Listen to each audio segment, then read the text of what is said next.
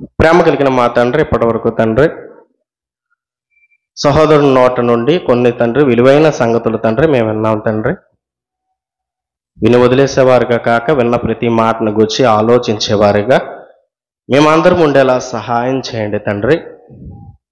తండ్రి మరికొన్ని మాటలు మేము ధ్యానిస్తుండగా తండ్రి ప్రతి ఒక్క మాటను గూర్చి ప్రతి ఒక్కరు కూడా ఆలోచించేలా సహాయం చేయమని క్రీస్తు నామమున ఈ ప్రార్థన అడిగి వేడుకుంటున్నాం తండ్రి. ఆమేన్. కూడి వచ్చిన దేవుని పిల్లలందరికీ కూడా యేసుక్రీస్తు నామమున వందనాలు తెలియజేసుకుంటున్నానండి. ఇప్పటి వరకు కూడా అన్నయ్య గారు కొన్ని మాటలు చెప్పారు. ఏమని? క్రైస్తవ్యం మతమా మార్గమా? చాలామంది మేము ఎన్నోసార్లు వినేసాం, అంతేనా? చాలామంది ఫేస్ ఎక్స్ప్రెషన్స్ ఎలా ఉన్నాయంటే మేము ఎన్నోసార్లు వినేసాం కాబట్టి ఇంక మళ్ళీ ఇదేనా, మళ్ళీ అన్నారా అన్న వాళ్ళు క్లాసులు వద్దు శుక్రవారం అని చెప్తే ఆ తర్వాత తగ్గిస్తుంటాం. ఒకవేళ అలాంటి అభిప్రాయం ఉంటే, ఒకవేళ అభిప్రాయం లేకపోతే మీరు వినాలి శ్రద్ధగా. ఎందుకంటే ఎన్నిసార్లు తిన్నా బోరు కొట్టదు అన్నం. బైబిల్ కూడా నీకు అలాగే ఉండాలి. ఎన్నిసార్లు తిన్నా ఎన్నిసార్లు విన్నా దేవుని వాక్యం భుజించమంటున్నాడు. అందుకే ఎన్నిసార్లు విన్నా సరే, ఒకవేళ భుజించే ఉద్దేశం ఉన్న వాళ్ళకి ఎన్నిసార్లు విన్నా బోరు కొట్టదు. ఒక పద్యం ఉంది, ఏంటంటే ఉప్పు కప్పు రంబు ఒక్క పోలిక నుండు చూడ ఋషులు జాడ వేరయ్యా. ఏంటంట? తినగ వేప తియ్యగా ఉంటుంది. వేప కూడా తినగ ఎలా ఉంటుంది? తియ్యగా ఉంటుంది. వాక్యం నువ్వు మొదటిసారి విన్నప్పుడు, కొన్ని మాటలు విన్నప్పుడు బాధగానే ఉండొచ్చు, కానీ నువ్వు ఆలోచిస్తే అవి వాస్తవాలు. ఈరోజు ఎలా మారిపోయాడంటే మనిషి ఆలోచించాడండి. ఏదైనా మాట అంటే ఆలోచించడు, ఆలోచిస్తే అందులో ఉన్న వాస్తవం అర్థమవుతుంది. నిజంగా మనం కూడా ఈరోజు ఒక మాటను గురించి ఆలోచిద్దాం.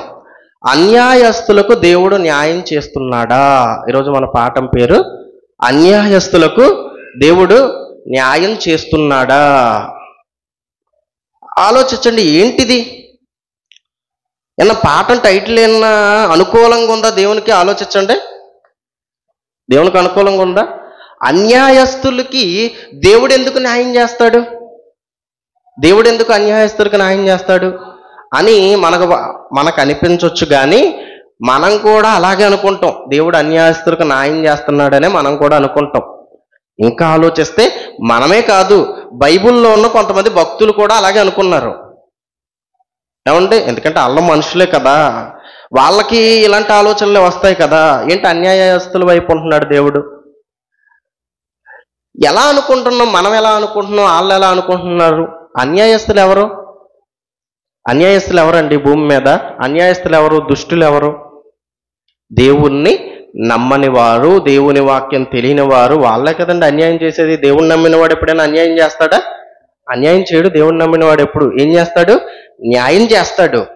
దేవుణ్ణి నమ్మిన వాడు ఎప్పుడు పాపం చేయడు. ఏం చేస్తాడు? దేవుని సంబంధమైన కార్యాలు, పుణ్యాలు చేస్తాడు. ఇది మన అందరికీ తెలిసిన సత్యం. నిజంగా ఈరోజు మనం ఆలోచిద్దాం. ఈరోజు ప్రపంచ పరిస్థితి, ప్రపంచంలో ఉన్న ప్రతి ఒక్క ప్రజల గురించి ఒకసారి ఆలోచిస్తే అన్యాయస్తుడు ఉన్న స్థితిలో ఉన్నాడా, న్యాయవంతుడు ఉన్న స్థితిలో ఉన్నాడా? అర్థమవుతుందా? ఎందుకు అన్యాయస్తుడికి దేవుడు న్యాయం చేస్తాడని మనం అనుకుంటున్నాం, కొంతమంది భక్తులు అనుకున్నారు. కారణం ఏంటి అంటే ఈరోజు 800 కోట్ల మందిలో బాగుపడింది ఎవరంటే అన్యాయస్తులే, దుర్మార్గులే. ఎక్కువ ఆస్తి గల వాళ్ళు ఎవరంటే వాళ్ళే, అధికారులు ఎవరంటే వాళ్ళే, నాయకులు ఎవరంటే వాళ్ళే కనిపిస్తుంటారు. ఏంటి కారణం? అంతేనా? ఏంటి? అప్పుడప్పుడు మనకు కూడా అనిపిస్తుంది, ఇన్ని పాపాలు చేస్తాడు వీడు ఇంకా పోడేంటి అనిపిస్తుంటుంది మనకి. అవునా? మన చుట్టుపక్కల ఉన్న వాళ్ళని చూసి మనం అనుకుంటాం మనసులో, ఏమని అనుకుంటాం మనసులో? ఏంటి ఇంకా పోడేంటి, ఇన్ని పాపాలు చేశాడు ఇంకా పోడేంటి, ఇంత లోకాన్ని అనుభవించాడు ఇంకా పోడేంటి, సంవత్సరాలు గడిచిపోయి వయసు వచ్చేసింది, చిన్నప్పటి నుంచి అనుభవిస్తానే ఉన్నాడు ఆస్తిని, 90 ఏళ్ళు వచ్చినాయి ఇంకా పోడేంటి అని అనుకుంటుంటాం కొన్ని సందర్భాలలో. అందుకే లోకల్లో కూడా ఒక సామెత పెట్టారు. ఏంటది? పాపి చిరాయువు. అంటే ఏంటర్థం? పాపికంట ఆ, ఆయుష్ ఎక్కువ. ఆయుష్ ఇచ్చింది ఎవరు? దేవుడు. అంటే అప్పుడు అన్యాయం చేసింది ఎవరు? అంతేనా? పాపికి చిరాయువు అని లోకంలో సామెత వచ్చిందంటే పాపికి ఆయుష్ ఇచ్చింది ఎవరు? దేవుడు. మరి అన్యాయం చేసింది ఎవరు? చూసారా? ఎంతోమంది మనసులో ఉంటాయండి, మనకు కూడా మనసులో ఉంటుంది. లోకంలో కూడా చాలా మంది ఇదే అపోహలో దేవుని నుంచి దూరం కూడా అయిపోతున్నారు చాలా మంది. ఆలోచించండి. ఇప్పుడు లోకంలో ఉన్నాడు మాట్లాడతాడు. కొంతమంది క్రైస్తవులు కూడా నేడు అప్పుడప్పుడు మాట్లాడుతుంటారు, ఇదిగో యేసుక్రీస్తుని నమ్ముకున్న తర్వాత ఏమొచ్చినాయి నాకు? కారు వచ్చింది, బంగ్లా వచ్చింది, ఆస్తి వచ్చింది, ఇంకేవేవో, కొంతమంది ఎగ్జామ్ పాస్ అయ్యాను, ఏవేవో చెప్తుంటారు యేసుక్రీస్తుని నమ్మిన తర్వాత. ఇప్పుడు పాప అంటాడు ఏమని? నేను దేవుణ్ణే నమ్మను. ఏమండి? నేను దేవుణ్ణే నమ్మను. నీకేంటి ఆ చిన్న కారుకా? నాది పెద్ద కారు. ఆ చిన్నింటికా? మాది పెద్దిల్లు. నీకున్న కొద్దిపాటి బంగారం కోసమా? నా దగ్గర కేజీల లెక్కలో ఉంది బంగారం. ఈ భూమి మీద లోకంలో ఎంతో మంది ఇలా ప్రశ్నిస్తున్నారు. అలాగే బైబిల్లో భక్తులు కూడా ప్రశ్నిస్తున్నాడు. ఒక భక్తుడు ప్రశ్నిస్తున్నాడండి దేవుణ్ణి. ఏమనో చూడండి, ఇర్మియా గ్రంథం 12వ అధ్యాయము. ఇర్మియా గ్రంథం 12వ అధ్యాయం మొదటి వచనం. ఇర్మియా గ్రంథం 12వ అధ్యాయం మొదటి వచనం.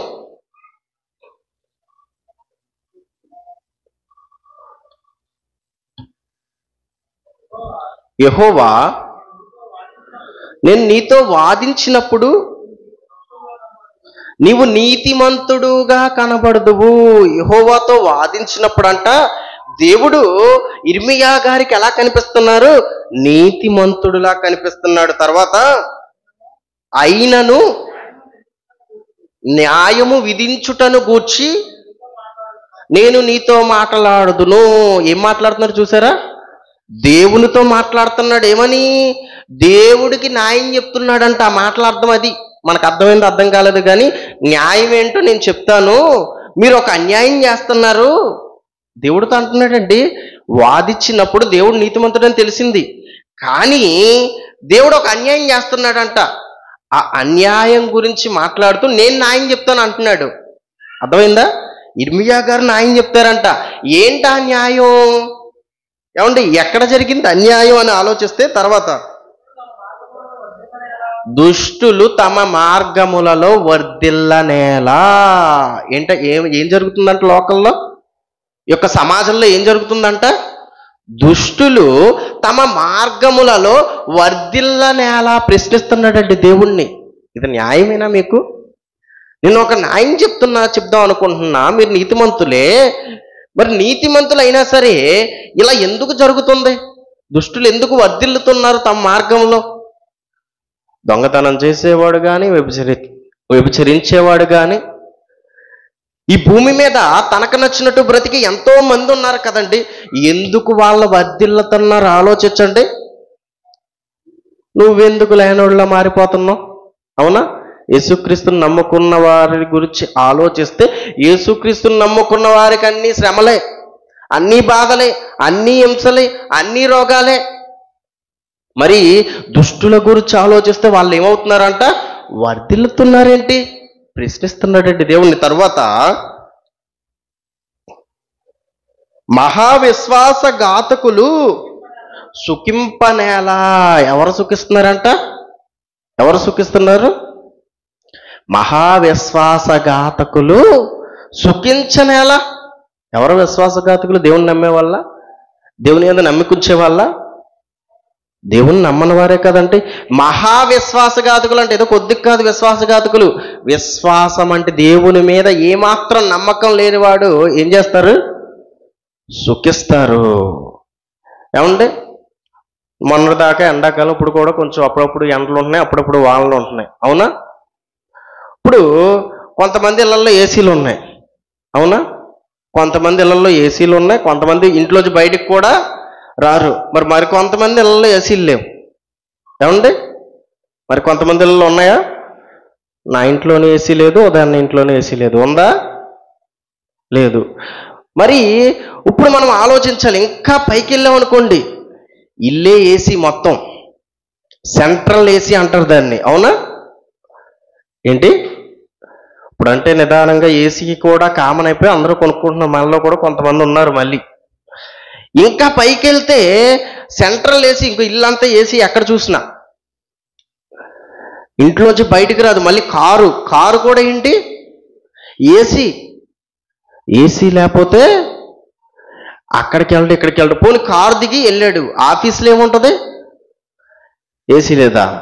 మనం అంటే ఫోన్లు ఇంటికి వెళ్ళిన తర్వాత ఏదో పెట్టుకున్నారు కొంతమంది, మళ్ళీ అలా బాధపడకూడదు కదా. ఇంటికి వెళ్ళిన తర్వాత ఒక గంట అరగంట ఉంటాం, అవునా? ఇంటికి వెళ్ళిన తర్వాత కొద్దిసేపు ఉంటాం. అది కూడా గట్టిగా 3000 4000 కరెంటు బిల్లు వచ్చింది అనుకోండి, ఇంకా ఏసీ వెయ్యవు నువ్వు, ఇంకా పైకి వెళ్ళిపోతావు డాబ్ పైకి. ఏసీ అంటే కొనుక్కోగలం, కానీ వేలకు వేల కరెంటు బిల్లు ఎక్కడ కట్టగలం ప్రతి నెల? ఈ బాధలు అనేది మన బాధ మనది, అవునా? మరి దుష్టుల గురించి ఆలోచిస్తే ఇవన్నీ వసతులు ఎవరికి ఉన్నాయి? కరెంటు బిల్లు ఎంత వస్తాయంటే అని ఆలోచిస్తాడా? ఏసీ ఉండాలి, సెంట్రల్ ఏసీ. ఆ ఇంట్లో కూడా ఎన్నో రకాల వసతులు మనకు కనిపిస్తాయి. బయటకు వస్తే కారులో ఏసీ, బయట నుంచి ఇంకా ముందుకెళ్తే ఆఫీసులో ఏసీ, అవునా? ఇప్పుడు పేదవాడు ఏం చేస్తాడు? ఎండలో మగ్గిపోతుంటాడు, చెవట్లు కారుతానే ఉంటాయి. ఇప్పుడు ఆలోచించండి, ఇప్పుడు ఇదిగో ఇలా చెవట్ల కారుతున్నవాడు అలాంటి వాడిని చూసి ఏమనుకుంటాడు? ఒక్కసారి ఆలోచించండి. ఏమనుకుంటాడు? ప్రభువా, ఎప్పుడు నీకు నమ్మకంగా ఉన్నాను కదా, నేను ఎప్పుడు దేవుని సన్నిధిలో ఉంటున్నాను కదా, ప్రతిరోజు ప్రార్థన చేస్తున్నాను కదా, నాకు అది ఇవ్వచ్చుగా అనుకుంటాడు, అవునా? లేకపోతే ఏమనుకుంటాడంటే, అతనికేంటి, అతను అసలు మంచోడే కాదు, ఎంతో మందిని మోసం చేసి సంపాదించాడు ఆ డబ్బు, అలాంటి వాడికి ఏంటి అలాంటి జీవితం, నాకేంటి ఎవరిని మోసం చేయకుండా నీతిమంతుడిగా బతికిన నాకేంటి ఎలాంటి పరిస్థితి అని అనుకుంటాడా అనుకోడా? నీతిమంతుడిగా బతికిన వాడు ఆలోచించండి. ఇక్కడ కూడా ఇర్మియా గారికి ఆలోచించినప్పుడు ఇలాంటి ప్రశ్నలు వచ్చాయి. ఇర్మియా గారికి వచ్చి ఈయన కూడా అడుగుతున్నాడు దేవుణ్ణి, ఏంటి రోజు రోజుకి ఇలా జరుగుతుంది? దేవుణ్ణి అడుగుతున్నాడు. ఎందుకంటే దేవుడు కదా ఏం చేయాలన్నా, అతను ఏమి చేయట్లేదేంటి అని అడుగుతున్నప్పుడు, ఏమంటే తర్వాత చూసుకున్నట్లయితే 2వ వచనం, నువ్వు వారిని నాటుచున్నావు, వారు వేరు తన్నుచున్నారు, వారు ఎదిగి ఫలమునిచ్చుచున్నారు, వారి నోటికి నీవు సమీపముగా ఉన్నావు, గాని వారి అంతరంద్రములను దూరముగా ఉన్నావు. తర్వాత యెహోవా, నీవు నన్ను ఎరిగి ఉన్నావు, చూచుచున్నావు, నా హృదయము నీ పట్ల ఎట్లున్నది నీవు శోధించుచున్నావు. చాలండి. ఏం చెప్తున్నాడు? ఇందాక నేను చెప్పాక ఒక నీతిమంతుడు కూర్చుని ఎలా ఆలోచించి ఎలాంటి మాటలు మాట్లాడతాడా ఇవన్నీ చెప్తున్నారు ఇర్మియా గారు. నువ్వు నన్ను చూస్తున్నావు కదా, పరిశీలిస్తున్నావు కదా, వాళ్ళేమో వర్ధిల్లుతున్నారు, వాళ్ళని నువ్వు నాటావు, వాళ్ళు ఫలిస్తున్నారు, నువ్వు నన్ను పరిశీలిస్తున్నావు కదా, నా హృదయం నీ పట్ల ఎట్టుందో నీకు తెలుసు కదా, నాకేంటి ఈ పరిస్థితి, వాళ్ళకేంటి ఆ పరిస్థితి? ఆలోచించండి. ఎప్పుడైనా మనం మనకి ఎప్పుడైనా అనిపించిందా? పోనీ ఏమండి, ఇక్కడ ఉన్న వాళ్ళు అందరూ ఎక్కువ శాతం పనులు చేసుకునే వాళ్ళగా, అవునా? పనులు చేసుకునే వాళ్ళం. ఉదయం అవ్వంగానే కొన్ని పనులు అన్నా తేలికైన పనుల, ప్రతి పని కూడా కష్టమైన పనులే మనం చేసుకునే వాళ్ళం. మరి మనం వెనక దేవుడు ఉన్నాడని చెప్పుకుంటాం, మనం దేవుడి కుమారులు అని చెప్పుకుంటున్నాం, ఏంటి మనకి పరిస్థితి? అదే అడుగుతున్నారు ఇర్మియా గారు. ఇంకొక మాటను చూసుకుందాం. ఇంకొక ఆయన కూడా ఏమని మాట్లాడుతున్నాడో, కీర్తనల గ్రంథము 10వ అధ్యాయము 4వ వచనం. కీర్తనల గ్రంథం 10వ అధ్యాయం 4వ వచనం. దుష్టులు పొగరెక్కి యెహోవా విచారణ చేయడనుకొందురు. ఏం చేస్తారంట దుష్టులు పొగరెక్కి యెహోవా విచారణ చేయడం. ఎవ్వరు అడగరు, నేనేం చేసినా పర్లేదు, అవునా? ఈరోజు భూమి మీద మనిషికి సాగుతుందనుకోండి జీవితం, మనిషి పరిస్థితి బాగుందనుకోండి, ఎలా అనుకుంటాడు మనిషి? పొగరండి మనిషికి. ఎంత పొగరంటే మనిషికి, ఇదిగో ఈ భూమి మీద నన్నెవరు అడిగేది అనుకుంటూ ఉంటాడు మనిషి. నేనేం చేసినా పర్లేదు అనుకుంటాడు. ఏమండి, ఉన్నోడికే కాదు లేనోడికి కూడా పొగరే, అవునా? ఇన్నాళ్ళు లేనోడిని చూసి, కొంచెం ఆస్తి లేనోడిని చూసి ఏమంటావు తెలుసా? లేనప్పుడు ఎందుకయ్యా కొంచెం ఒదుగుండు అని మనం చెప్పడం కానీ, వాళ్ళు ఒదుగుండడం కానీ జరిగేది, అవునా? ఇప్పుడు పరిస్థితి ఎలా అయిపోయిందంటే సమాజంలో ఉన్నోడికి చెప్పలేం, లేనోడికి చెప్పలేం. ఏంటి ఉంటుందంటే తినడానికి తిండి లేకపోయినా పొగరకేం తక్కువ లేదా మనకి, అవునా? అంతే కదండి, మనం మనుషులం కదా, మనం అందరం ఒకటే. తినడానికి తిండి లేకపోయినా పొగరికి మాత్రం తక్కువ లేదు. అసలు ఎంత పొగరో మనకి. మన పొగరు ఎక్కడ చూపిస్తాం తెలుసా? ఎక్కడ చూపిస్తాం మన పొగరు? మనకు అనుకూలంగా ఉన్నంతసేపు బాగానే ఉంటుంది. ఎప్పుడైనా ప్రతికూలంగా ఒక మాట వచ్చినా, ఎప్పుడైనా ప్రతికూలంగా ఒక పరిస్థితి ఎదురైనా అప్పుడు చూపిస్తాం మన పొగరు. ఎవరి మీద చూపిస్తాం అంటే అడిదిరిగి దేవుడి మీద చూపిస్తారు. మనకి ఏ కోపం వచ్చినా ఎక్కడ చూపిస్తారు? దేవుడి మీద చూపిస్తారు. సంఘానికి ఇద్దరు వ్యక్తులు వస్తున్నారు. చక్కగా స్నేహం కుదిరింది, స్నేహం చేసుకున్నారు, బాగానే ఉంది. కొంతకాలం ఇద్దరు కలిసి వచ్చేస్తున్నారు, ఎక్కడికి వచ్చినా కలిసి వచ్చేస్తున్నారు, ఫ్యామిలీతో కలిసి వచ్చేస్తున్నారు, బాగానే ఉంది. ఇప్పుడు చెప్పేవాళ్ళు ఏమనుకుంటారు? చక్కగా ఐక్యంగా ఉన్నారు, ఇలాగే ఉండాలి, విశ్వాసులు అంటే ఇలాగే ఉండాలి అనుకుంటారు, అవునా? సడన్గా వీళ్ళిద్దరికి గొడవ అయిందండి. వీళ్ళిద్దరికి సడన్గా గొడవ అయింది. ఇప్పుడు ఇద్దరు సంఘం మానేశారు. ఏంటి? ఇద్దరు సంఘం మానేశారు. ఇప్పుడు ఏమనుకోవాలి చెప్పండి, ఆలోచించండి. వీళ్ళిద్దరూ పొగరెక్కి గొడవాడుకోవడం ఏంటి? ఈ సంగతి దేవుని దగ్గర మానేయడం ఏంటండి? ఇప్పటికీ ఏలూరులో క్లాసులు స్టార్ట్ చేసి 2009 ఇంచుమించు, క్షమించండి 2011, నేను వచ్చింది 2009. 2011లో ఇంచుమించు క్లాసులు స్టార్ట్ చేశారు. 2011 నుంచి ఇప్పటికి ఎంత? 2024. ఇప్పటికి ఇదే సందర్భంలో మానేసిన వాళ్ళు చాలా మంది ఉన్నారు. అర్థమవుతుందా? ఇప్పుడు నేను చెప్పాను కదా, ఒక సందర్భం మీకు చెప్పా, ఇద్దరు కలిసి వస్తారండి, గొడవాడుకుంటారు, సంఘం మానేస్తారని చెప్పాను చూసారా? ఇదే సందర్భంలో వచ్చి మానేసిన వాళ్ళు చాలా మంది ఉన్నారండి. ఇంచుమించు సంవత్సరానికి ఒకరిద్దరు కనిపిస్తుంటారు. ఏంటి కారణం? ఎవరైనా ఎన్న అన్నారా? పాస్టర్ గారు ఎన్న అన్నారా? అనరు. ఎందుకు మానేసావు అంటే అతను ఉంటే నేను రాను. ఎందుకు మానేసి? ఇతను వస్తే నేను రాను. ఆలోచించండి. పొగరు కాదా మనిషికి? ఆ పొగరు ఎక్కడ చూపిస్తాడో తెలుసా? దేవుని సన్నిధి దగ్గరే చూపిస్తాడండి. మన ఇంటికాడ మన పనుల్లో ఎంత చాకిరీ చేస్తూ ఉంటాం మనం, అవునా? నేను వడ్రంగి పనికి వెళ్తుంటానండి, వడ్రంగి పని చేస్తూ ఉంటా. ఇప్పుడు ఆ పని దగ్గర ఏ పని అన్నా చేయాలిగా. పని దగ్గరికి వెళ్ళిన తర్వాత ఏ పని అన్నా చేయాలి. ఇది ఒంటి నిండా దుమ్ము ఉంటుంది. వడ్రంగి పని చేసామంటే ఒంటి నిండా దుమ్ము ఉంటుంది. అప్పుడప్పుడు డాడీ గారు దుమ్ము పని తినొద్దు అన్నప్పుడు నాకు అప్పుడప్పుడు ఏదోలా ఉంటుంది.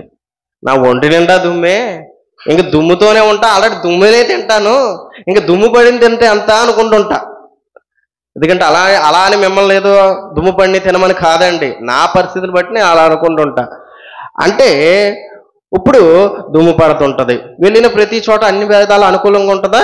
అక్కడ ఓడవలసి వస్తుంది. ఏమంటే మన పనుల గురించి ఒకసారి మీ పనుల గురించి ఒకసారి ఆలోచించండి. అక్కడ చీపురికి పట్టుకోవాలా? చీపురు పట్టుకోవాల్సిన పరిస్థితులు వస్తాయి. ఇంకా ఏమైనా చిన్న చిన్న పనులు చేయాలి అంటే బాత్రూంలోకి వెళ్ళి పని చేయాలా? బాత్రూమ్ డోర్ బిగించాలనుకోండి, ఎక్కడ బిగించాలి? ఏమండి, వంటింట్లో బిగిస్తాడా బాత్రూమ్ డోర్? ఎవరైనా బాత్రూమ్ దగ్గరే బిగించాలి. అంటే ఇలాంటి మీ పనుల గురించి ఒకసారి జ్ఞాపకం చేసుకోండి. మీ పనుల గురించి, ఒక తాపి పని చేస్తున్నావా? ఏమండి, ఇంకా వేరే పనులు చేస్తున్నావా? నీ యజమాని ఎడల, అంతే కదండి. ఇప్పుడు తాపి పని చేసేవాళ్ళు మేస్త్రులు ఉంటారు, ఏదైనా వేరే ఆఫీసులకు వెళ్ళే వాళ్ళకి యజమానులు ఉంటారు. మీ యజమానుల ఎడల మీరు ఎలా ఉంటున్నారు? పరలోకమందున్న కన్న తండ్రి అయిన దేవుని ఎడల మీరు ఎలా ఉంటున్నారు? ఏంటి అక్కడ అంత తగ్గుతావా? నీ పనిలో డబ్బులు వస్తాయని నీకు నచ్చినవి ఇష్టం వచ్చినవి చేసేస్తావా? మరి దేవుని పని దగ్గరికి వచ్చేసరికి, దేవుని సన్నిధి దగ్గరికి వచ్చేసరికి పొగరు కాదు. ఇది ఆలోచించండి. చీపిరి పట్టుకోమంటే నేను ఎందుకు పట్టుకోవాలి చీపిరి? ఉన్నారుగా, వాళ్ళు చేయాలి. ఏమండి, నిజంగా ఆలోచించండి. ఇది ఫ్లోరింగ్ అవనంత వరకు తుడిసేవాళ్ళం, తుడిసే లిస్టులో నేను ఉన్నా. ఇంకా ఆలోచిస్తే ఇక్కడ అమీనాపేటలో జరిగినప్పుడు ఎక్కువ శాతం నేనే తుడిసానండి. ఎక్కువ శాతం అమీనాపేటలో జరిగేది. ఇంకా వేరే ప్రాంతాల్లో జరిగినప్పుడు కూడా, ఎందుకంటే ఎక్కడ జరిగినా ఏ పని ఉంటే ఆ పని చేసేవాళ్ళు. అలా అని ఒకరిద్దరు కాదండి, కుర్రోళ్ళు అందరూ కూడా అలాగే ఉండేవాళ్ళు. పోనీ ఎవరు ముందు వచ్చినా సరే పని చేసేవాళ్ళు. ముందు ఎవరు వచ్చినా సరే ఈ పని ఆ పని అని కాదండి.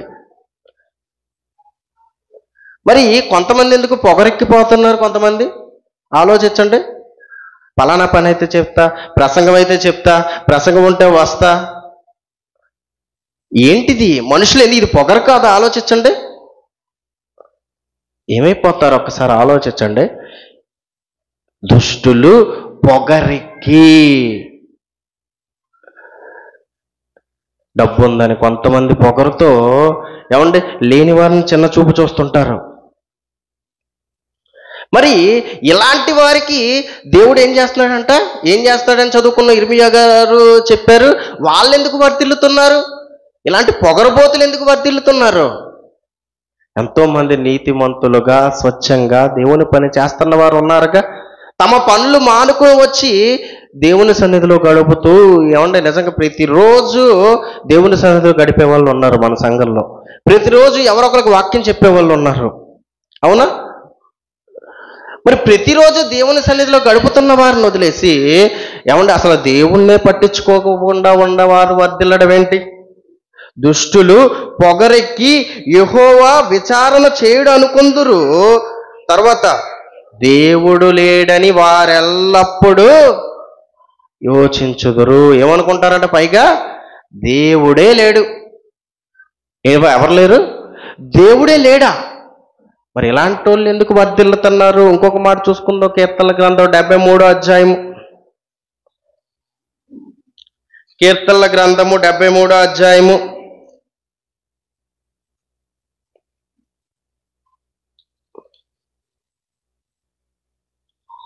1-2 వచనాలు.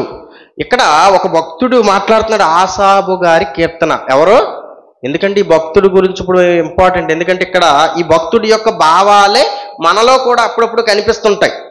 చూడండి ఎటువంటి భావాలు కలిగి ఉన్నాడు, ఎటువంటి మనస్తత్వంతో ఉన్నాడని మనం పరిశీలించినట్లయితే, ఇశ్రాయేలీయుల ఎడల శుద్ధ హృదయుల ఎడల నిశ్చయముగా దేవుడు దయాళుడై ఉన్నాడు. ఎవరి ఎడల? ఇశ్రాయేలీయుల ఎడల, పరిశుద్ధమైన హృదయం కలిగిన వారి ఎడల నిశ్చయముగా దేవుడు శుద్ధుడై దయాళుడై ఉన్నాడు. తర్వాత నా పాదములు జారుటకు కొంచెమే తప్పెను. ఎవరి పాదాలు తప్పుతున్నాయంట? ఆసాబు గారి పాదాలు తప్పుతున్నాయంట. మన పాదాలు కూడా అప్పుడప్పుడు తప్పిపోతుంటాయి. అవునా? చక్కగా దేవుని సన్నిధిలో ఉండి ఎదుగుతున్న కాలంలో అప్పుడప్పుడు తప్పిపోతుంటాయి కొందరి పాదాలు. ఎటు తప్పిపోతుంటాయి? లోకాన్ని చూస్తుంటారుగా, లోకంలో ఎంజాయ్ చేసే వాళ్ళు చూస్తుంటారుగా. మేము కూడా గత కాలంలో ఉన్నప్పుడు ఎంతో మందిని చూసి అప్పుడప్పుడు అనిపించేది, ఇదిగా వీళ్ళ పరిస్థితి బాగుంది, వీళ్ళ జీవితమే బాగుంది, చక్కగా ఎంజాయ్ చేస్తున్నారు, చక్కగా తాగుతున్నారు, చక్కగా తిరుగుతున్నారు, పని లేదు పాట లేదు. నిజంగా ఆలోచించండి. కష్టపడే వాళ్ళ దగ్గర అవసరమైనది ఉండదేమో కానీ కష్టపడకుండా తిని తిరిగే వాళ్ళ దగ్గర అవసరమైనవన్నీ వస్తాయి. ఎందుకంటే మేము కొంతమందిని చూస్తుంటాం. ఎందుకంటే మేము వయసులో ఉన్నప్పుడు కొంతమంది కనిపిస్తుంటారు. ఏమంటే మాకు ఏదైనా అవసరం అంటే ఉండే పరిస్థితి ఉండదేమో కానీ కొంతమందికి బండిచ్చి, అంతే కదా వయసులో ఉన్న వాళ్ళు ఎలా ఆలోచిస్తారంటే, కొంతమంది కుర్రోళ్ళు చూస్తుంటారు. ఎటువంటి కుర్రోళ్ళు చూస్తుంటారు? కొంతమంది తల్లిదండ్రులు బండిచ్చి, పాకెట్ మనీ ఇచ్చి, అందులో పెట్రోల్ కొట్టించి చక్కగా రోడ్ల మీద తిరగడానికి పంపిస్తుంటారు కొంతమంది. గారం కదా. ఇప్పుడు అలాంటి వాళ్ళు చూసినప్పుడు ఏమనుకుంటాం? అలాంటి వాళ్ళు ఒకసారి ఆలోచించండి. ఇదే బాగుంది, వీళ్ళ పరిస్థితే బాగుంది అనిపిస్తుంటుందా లేదా? అప్పుడప్పుడు అనిపిస్తుంటుంది. ఇక్కడ ఇతని పరిస్థితి కూడా అదే. ఇప్పుడు అలాంటి వాడిని చూసినప్పుడు ఏమవుతుంది? అప్పుడప్పుడు మన పాదాలు ఏమవుతాయి? జారిపోయే పరిస్థితి వస్తుంది. ఇక్కడ ఆసాబు గారి పరిస్థితి కూడా అదే. కొంచెం జారుతున్నాయంట అతని పాదాలు. తర్వాత నా అడుగులు జార సిద్ధమాయను. ఏమవుతున్నాయంట? నా అడుగులు అప్పుడప్పుడు మాట్లాడుతూ కాలు జారారు అంటారు చూసారా? ఇది ఆ జారడమే. జారడం అనగానే నిజంగా జారి పడ్డం కాదు అర్థం. ఏ జారడం? ఇదిగో తప్పిపోవడం, పాపం చెయ్యడం. ఇది చెప్తున్నాడు ఇక్కడ. ఎందుకు ఇతనికి అటువంటి భావం కలిగింది? ఎందుకు పాపం చేయాల్సిన పరిస్థితి వస్తుంది? ఎందుకు అటువైపు ఇతని హృదయం మల్లుతుంది అంటే కింద చెప్తున్నాడు. ఎందుకంట? భక్తిహీనుల క్షేమము నా కంటబడినప్పుడు. ఎప్పుడంట? భక్తిహీనులు క్షేమంగా ఉంటున్నారంట, ఆనందంగా ఉంటున్నారంట. అవసరమైనవన్నీ సంపాదించుకుంటున్నారు, ఉన్నతమైన ఉద్యోగాల్లో ఉంటున్నారు, విదేశాలు తిరుగుతున్నారు, ఎంజాయ్ చేస్తున్నారు ప్రపంచం అంతా కూడా.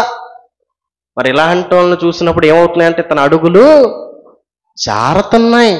ఆ తర్వాత భక్తిహీనుల క్షేమము కంటబడినప్పుడు గర్వించు వారిని బట్టి నేను మత్సరపడి తిని. ఏమంటున్నాడండి? గర్విస్తున్నారంట ఎంతో మంది. ఎప్పుడు వస్తుంది మనిషికి గర్వం? తన వెనక ఎంతో ఉంటే, ఎంత వెనకుంటే అంత గర్వం వస్తుంది మనిషికి. వాళ్ళని చూసి ఏం కలుగుతుందంటే ఇతరికి మత్సరము కలుగుతుంది. తర్వాత మరణమందు వారికి యాతనలు లేవు, వారి పుష్టిగానున్నారు.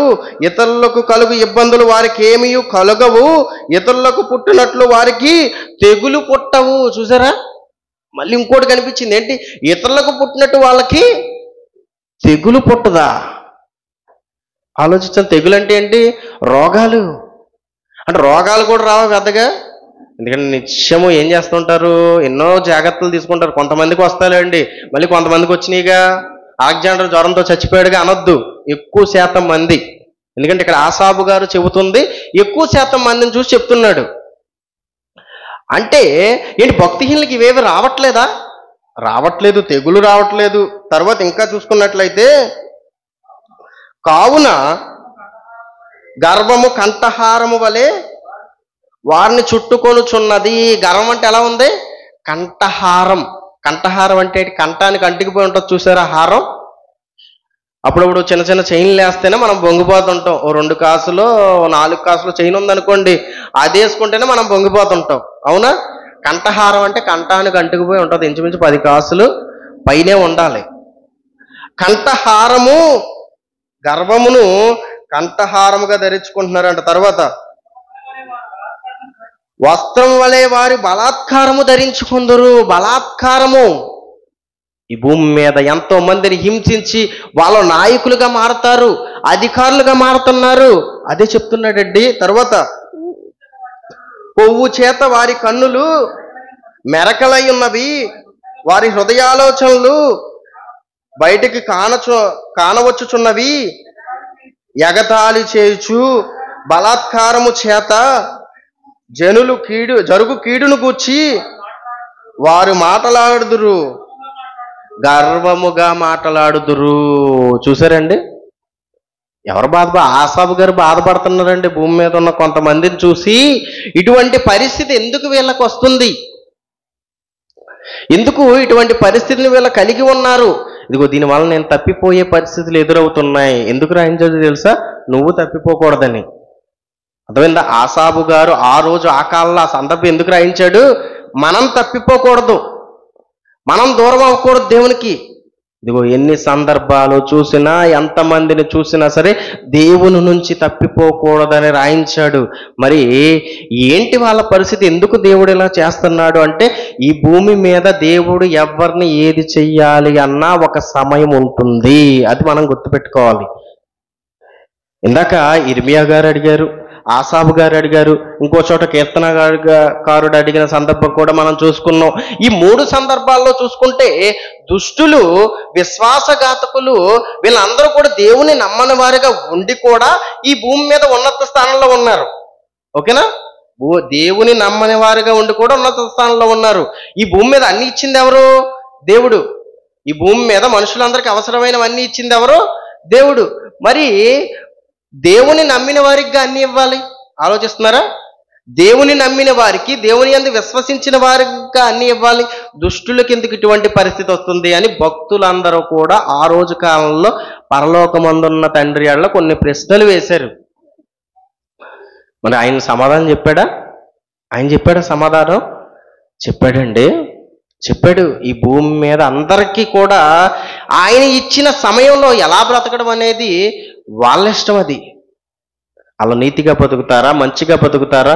కానీ దేవుడు మాత్రం మనుషులందరూ నీతిమంతులుగా బతకాలని భూమి మీదకి పంపించాడు. మరి ఆయన ఇచ్చిన సమాధానం ఏంటి అంటే, మనం ఎన్నోసార్లు చదువుకున్న ఇర్మియా గ్రంథము 23వ అధ్యాయము 19వ వచనం. ఇర్మియా గ్రంథం 23వ అధ్యాయం 19వ వచనం. ఇదిగో యెహోవా యొక్క మహోగ్రత గల పెనుగాలి బయలు వెళ్ళుచున్నది, అది భీకరమైన పెనుగాలి, అది దుష్టుల తల మీదకి పెళ్ళున దిగును. ఎలా ఉంది ఇప్పుడు? ఎలా దిగుద్దంట? దుష్టులు ఏమనుకుంటారు? ఇదిగో నాకు ఎదురే లేదు. ఏమండి? హిట్లర్ అనుకుంటా, హిట్లరే కదండి, ప్రపంచ పటాన్ని, ఏమండి, ప్రపంచ పటం మీద పడుకునేవాడు హిట్లరేనా? హిట్లరే ప్రపంచ పటం మీద పడుకునేవాడు. ఎందుకు? ఈ ప్రపంచాన్ని నేను పరిపాలించాలి, ఈ ప్రపంచాన్ని. అవునా? మరి చూసిన వాళ్ళందరూ కూడా ఏంటంత క్రూరుడు, ఇంకా బతుకుతున్నాడేంటి, ఎంతమందిని చంపుండాలండి హిట్లరు, ఎన్ని ప్రాణాలు తీసుండాలి? మరి నీతిమంతులకు అనిపించదా ఎందుకు ఇంతకాలం ఇతను బతుకుతున్నాడని? ఆలోచించండి, అనిపిస్తుంది. కానీ ఒక సమయం రావాలి. అప్పుడప్పుడు మనమే మాట్లాడతాం, అప్పుడప్పుడు ఏదన్నా ఒక సందర్భం జరిగినప్పుడు ఇది ఇతను పాపం పండిందిరా అంటాం. అవునా? అంటే దాని అర్థం ఏంటి? పాపం పండాలి, ఏదన్నా ఒకటి జరగాలంటే అతను చేసే పాపం ఏమవ్వాలి? పండాలని మనమే మాట్లాడుతున్నప్పుడు, ఇప్పుడు దేవుడు కూడా వాళ్ళకంటూ కొంచెం సమయం ఇచ్చాడు. ఆ సమయం పూర్తవ్వాలిగా. అబ్రహాముకి పాలు తేనెలు ప్రవహించు దేశాన్ని ఇచ్చాడు. ఇచ్చినప్పుడు ఏం చెప్తాడు తెలుసా? నీ తర్వాత వాళ్ళు ఇక్కడికి వస్తారు అని అబ్రహాముకి చెప్తాడు. చెబుతూ ఆయన ఏమంటాడు తెలుసా? అమోరీయులు చేయు అక్రమము ఇంకనూ సంపూర్తి కాలేదు అంటాడండి. ఏమన్నాడు? అమోరీయుల అక్రమము ఇంకనూ సంపూర్తి కాలేదు. ఆ ప్రాంతంలో నివసించే, పాలు తేనెలు ప్రవహించే ప్రాంతంలో నివసించే వాళ్ళు ఉన్నారు అప్పటికి. వాళ్ళ అక్రమం ఏమవ్వలేదు, సంపూర్తి కాలేదు. ఎప్పుడు సంపూర్తి అయింది? మోషే పుట్టే కాలానికి పరిపూర్ణమైంది. అందుకే మోషే ద్వారా నడిపించినప్పుడు అందరిని చంపుకుంటూ వెళ్ళారు వీళ్ళు. ఏమండి? స్థానికులు కదా, వాళ్ళు ఎందుకు చంపారు అనిపించాలి మనకు ప్రశ్నలు రావు కదా. ఏమండి? ఇంచుమించు 400 సంవత్సరాలు బానిసరికల్లో ఉన్నాడు. 400 సంవత్సరాలు బానిసరికల్లో ఉన్నప్పుడు 400 సంవత్సరాలు వాళ్ళు ఏ దేశంలో ఉన్నారు? కొంతమంది పాపులుగా మారిన వారు కొంతమంది ఏ దేశంలో ఉన్నారు? ఇజ్రాయెల్ దేశంలోనే ఉన్నారు. మరి 400 సంవత్సరాల తర్వాత వచ్చి ఇది నా దేశం అన్నాం కరెక్టా? ఆలోచించండి. మన భారతదేశం ఉంది, ఏదన్నా ఒక ప్రాంతంలో ఇంచుమించు 18 ఏళ్ళగా, 18 ఏళ్ళు కనుక నువ్వు ఒక ప్రాంతంలో ఉంటే, చిన్నప్పుడు చదువుకున్నా, మరి ఇప్పుడు ఉందో లేదో నాకైతే తెలీదు. 18 ఏళ్ళు కనుక నువ్వు ఏదన్నా ఒక స్థలంలో ఉంటే ఆ స్థలం నీదే. ఉందా? ఇప్పుడు చిన్నప్పుడు చదువుకున్న 18 ఏళ్ళు ఒకే స్థలంలో ఉంటే ఆ స్థలం ఏంటి? ఆ ల్యాండ్ ఎవరిదైపోద్ది? నీదైపోద్ది. ఎందుకు? ఈ 18 ఏళ్ళ లోపు ఆ ల్యాండ్ గలవాడు వచ్చి డాక్యుమెంట్స్ చూపించాలి. మరి వాళ్ళు ఎంతకాలం ఉన్నారు? 430 సంవత్సరాలు ఉన్నారు. మరి 430 సంవత్సరాలు ఉన్నప్పుడు వాళ్ళని అక్కడి నుంచి తరివేయడం న్యాయం అంటారు? ఆలోచించండి. న్యాయం కాదు. మరి ఎందుకు తరివేశాడు దేవుడు? తరవడం కాదు, చాలా మందిని చంపేశాడు. ఎందుకు? వాళ్ళు పాపులుగా మారిపోయారు. వాళ్ళు చేసే అక్రమం ఎప్పటికి సంపూర్తయింది? మోషే పుట్టే కాలానికి పరిపూర్ణమైంది. మరి పరిపూర్ణమయ్యేదాకా దేవుడు ఎదురు చూస్తున్నాడా? వాళ్ళ మార్పుకై ఎదురు చూస్తున్నాడు. కానీ ఎవరు మారకేమైంది? వాళ్ళు చేయు అక్రమం పరిపూర్ణం చేసుకుంటూనే ఉన్నారు. ఈరోజు భూమి మీద మన కోసం ఎదురు చూస్తూనే ఉన్నాడు దేవుడు. ఎంతో మంది దుష్టుల కోసం కూడా ఎదురు చూస్తూనే ఉన్నాడు దేవుడు. ఎందుకు ఎదురు చూస్తున్నాడు? ఎందుకు వాళ్ళకి ఇంకా కాలం ఇచ్చాడు? ఎందుకు వాళ్ళకి ఇంకా సమయం ఇచ్చాడు? ఎందుకు వాళ్ళు ఎన్ని పాపాలు చేస్తున్నా ఆయన ఏమీ చేయట్లేదు? కారణం ఏంటి? వాళ్ళ మారతాడేమో అని సమయం ఇస్తున్నాడు ఆయన. మారడానికి ఇచ్చిన సమయంలో వాడేం చేస్తున్నాడు? దుష్టులు పొగరెక్కి దేవుడు లేడని వాడు అనుకుంటున్నాడు. కాబట్టి ఇప్పుడు దేవుడు ఏం చేస్తాడు? యెహోవా మహోగ్రతగు పెనుగాలి దుష్టుల తల మీద పెళ్ళున దిగును. ఏదొక రూపంలో వారు ఏమైపోతారు? నాశనమైపోతారు. ఒక్కసారి చరిత్రను వెనక్కి వెళ్ళి చూస్తే, చరిత్రలో గొప్ప గొప్ప వాళ్ళు రాజులుగా బతికి దుర్మార్గులుగా మారిన వారి చరిత్రను ఒక్కసారి జ్ఞాపకం చేసుకోండి. చరిత్ర పుట్టించిన వాళ్ళు ఈరోజు చరిత్రలోనే లేకుండా పోయారు. అకస్మాత్తుగా చనిపోయారు చాలా మంది. అది ఒక అలెగ్జాండరే కానివ్వండి, ఒక హిట్లరే కానివ్వండి, ఒక బిల్ లాడెనే కానివ్వండి, ఎంతమంది ఉన్నారో ఒక్కసారి ఆలోచించుకోండి. చరిత్రలో దుర్మార్గులుగా మారిన వాళ్ళు వాళ్ళందరూ ఏమైపోయారు? హతమయ్యారండి, హతమయ్యారు. ఒక చిన్న జ్వరంతో చచ్చిపోయిన వాళ్ళు కొంతమంది, తన తుపాకీతోనే కాల్చుకుని చచ్చిపోయిన వారు కొంతమంది. ఎందుకు అలా మారిపోయింది? ఇదిగో వాళ్ళు చేయే అక్రమం ఏమైంది? పరిపూర్ణమైంది. ఇంకా భూమి మీద వాళ్ళకి సమయం లేదు. ఇంకో మాట చూసుకుందాం. యోబు గ్రంథం 20 అధ్యాయం 4 వచనం. యోబు గ్రంథం 20 అధ్యాయం 4 వచనం. దుష్టులకు విజయము కొద్ది కాలము ఉండును, భక్తిహీనులకు సంతోషము ఒక్క నిమిషం మాత్రం ఉండును. దుష్టులకు విజయము కొద్ది కాలమే, కొద్ది కాలమే అన్నారని కొంతమంది సంవత్సరమైంది ఇంకా ఇలాగ ఉన్నాడేంటి, 2 ఏళ్ళైంది ఇంకా ఇలా ఉన్నాడేంటి అని చూడకూడదు నువ్వు. కొద్ది కాలం అంటే దేవుడు కొద్ది కాలం ఇచ్చాడు, అది దేవుడు ఇస్తాడు. నువ్వేంటి పాపం చేస్తున్నాడు ఇంకా పోవట్లేదండి, సంవత్సరం అయింది, పాపం చేస్తున్నాడు ఇంకా సావట్లేదండి, ఇంకా ఇతనికి ప్రతిఫలం రావట్లేదండి అని నువ్వెదురు చూడకూడదు. నువ్వు మత్సరం పొందకూడదు. ఎందుకంటే నీకు మత్సరం వస్తే ఎవరికి నష్టం? దుష్టులు చూసి మత్సరపడినట్టు భక్తులు కూర్చుందాడు మనం చదువుకున్న మాటల్లో కనిపించింది కదా. ఇప్పుడు ఎవరైనా ఒకవేళ వాళ్ళని చూసి మత్సరపడితే ఎవరికి నష్టం? భక్తిమంతులకి నీతిమంతులకి నష్టం. ఆ నష్టం కలగకూడదని రాయించాడు ఇక్కడ. ఏంటంటే దేవుడు చెప్పాడు దుష్టుల తల మీద పిల్లును దిగునని చెప్పాడు, విజయం కొద్ది కాలమే అని చెప్పాడు, ఇంకా రావట్లేదేంటి అని నువ్వు ఆలోచించావు అనుకో, ఏమవుద్ది? నీ మీదకి వస్తుంది, ఆయన మీదకి రావడం తర్వాత సంగతి. దేవుడు కొంచెము కాలమే అన్నాడు. కొంచెం కాలమే అంటే అంత ఈ భూమి మీద బ్రతికినంత కాలం అయి ఉండొచ్చు. అవునా? ఈ భూమి మీద ఎంత అండి బ్రతుకు? కొంచెం కాలమే అన్నాడు. ఈ భూమి మీద మన బ్రతుకును కూడా ఏమన్నాడు ఆయన? కొంచెము కాలమే అన్నాడు. అంటే ఈ భూమి మీద బ్రతికినంత కాలం ఆనందం అయి ఉండొచ్చు, కానీ చనిపోతే మాత్రం వాళ్ళ దేవుడు మాత్రం విడిచిపెట్టడండి. భక్తిహీనులకు సంతోషము ఒక్క నిమిషం మాత్రమే అన్నాడు. కొద్ది కాలమే ఈ భూమి మీద వాళ్ళకి సంతోషం, కొద్ది కాలమే. ఆ కొంచెం కాలం తరువాత ఆలోచించండి. యోబు గారికి ఎన్ని శ్రమలు వచ్చాయి, ఎన్ని బాధలు వచ్చాయి ఆలోచించండి. ఆ కాలంలో, ఆ రోజున్న ఆ కాలంలో దుష్టులు లేరా? పాపులు లేరా? ఎంతోమంది దుర్మార్గులు లేరా? వాళ్ళందరికీ రాని కష్టం ఇతనికి ఎందుకు వచ్చింది? ఇతనే ఎందుకు ఆ బాధలు పడ్డాడు? ఆలోచించండి. అదీ కాక స్నేహితులు వచ్చి నువ్వేదో తప్పు చేసావు అందుకే దేవుడు శిక్ష ఇచ్చాడు, నువ్వేదో తప్పు చేసావు అందుకే దేవుడు శిక్ష ఇచ్చాడు అని అలా చెప్పడం. ఏమండి, ఇటువంటి బాధలు పడుతున్న ఆయన అనుకోడా? ఆలోచించండి. ఏంటి వాళ్ళకేంటి అంత ఆనందపడుతున్నారు, మనకేంటి ఇంత బాధలు వచ్చినాయి, అన్నీ ఉన్నాయనుకున్న క్షణంలోనే అన్నీ పోయాయి అని యోబు గారు అనుకోరా? ఆలోచించండి. అనుకుంటారు, కానీ ఎంతకాలం? కొంచెము కాలమే, ఈ భూమి మీద బ్రతుకున్నంత కాలమే. అలాగే మనందరికీ తెలుసు ఒక నాబోతు, అవునా? ఆహాబు రాజుగా ఉండి నాబోతు ద్రాక్ష తోట కావాలనుకున్నప్పుడు ఎంతకాలం అతను దుర్మార్గ పని చేశాడంటే నాబోతుని చంపినంత వరకు కూడా అది ఆగిందా? ఆగలేదు. నాబోతుని చంపేశాడు. విజయం గెలిచాను అనుకున్నాడు, కానీ ఎంతకాలం అది? కొద్ది కాలం తర్వాత దేవుడు శిక్షను పంపించాడు. కానీ ఎప్పుడు దాకా దేవుడు చూశాడు? నాబోతు చనిపోయేంత వరకు చూశాడా? చంపేసే అంతవరకు చూశాడు. చూసారా? ఎందుకు? చచ్చిపోతే నాబోతు ఎక్కడికి వెళ్తాడు? పరలోకానికి, పరదేశకి వెళ్తాడు. కానీ ఇతను మారి ఇతను కూడా రావాలని ఒక పక్క ఎదురు చూస్తూ ఉన్నాడు, కానీ మారలేదు. ఏం చేశాడు? వెంటనే శిక్ష విధించేశాడు. అలాగే మనం ఒక లాజరు ధనవంతుడు ఎన్నోసార్లు మనం చెప్పుకున్నాం, అవునా? బతికున్నంత కాలం ఆనందపడ్డాడు. ఎవరు? ధనవంతుడు. బతికున్నంత కాలం. లాజరు బతికున్నంత కాలం బాధపడ్డాడు. ఆయన దేవుని నమ్మిన వాడికి దేవుని నమ్మని వాడికి వ్యత్యాసం చూశారు ఎలా ఉందో?